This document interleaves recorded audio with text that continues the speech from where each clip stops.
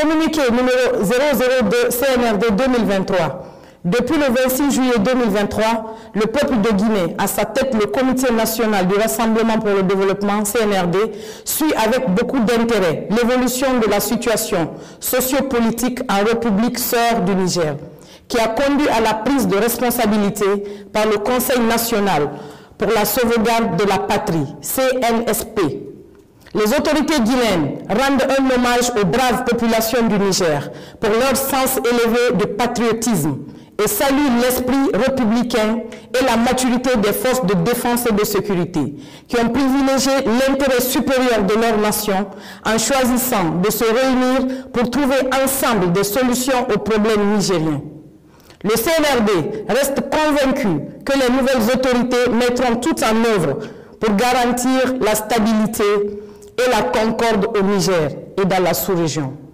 Les mesures de sanctions préconisées par la CEDEAO, incluant une intervention militaire, est une option qui ne saurait être une solution aux problèmes actuels, mais entraînerait un désastre humain dont les conséquences pourraient aller au-delà des frontières du Niger.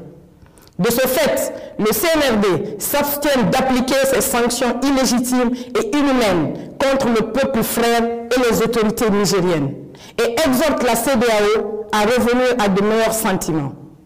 La République de Guinée réaffirme par ce communiqué sa vision panafricaniste en apportant sa solidarité à la population nigérienne et en invitant les nouvelles autorités du CNSP à préserver l'unité et la cohésion nationale.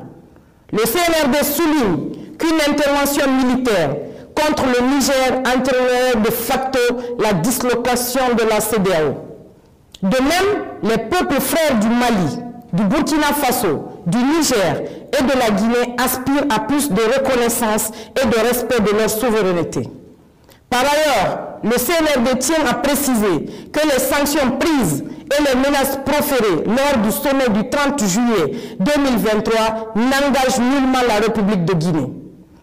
Au moment où les jeunes populations de l'espace CEDEAO vivent un drame humain en Tunisie et dans la Méditerranée, la préoccupation des dirigeants de la sous-région devrait être plutôt orientée vers les enjeux stratégiques, socio-économiques pour l'atteinte de leurs aspirations que de se pencher sur le sort des présidents déchus.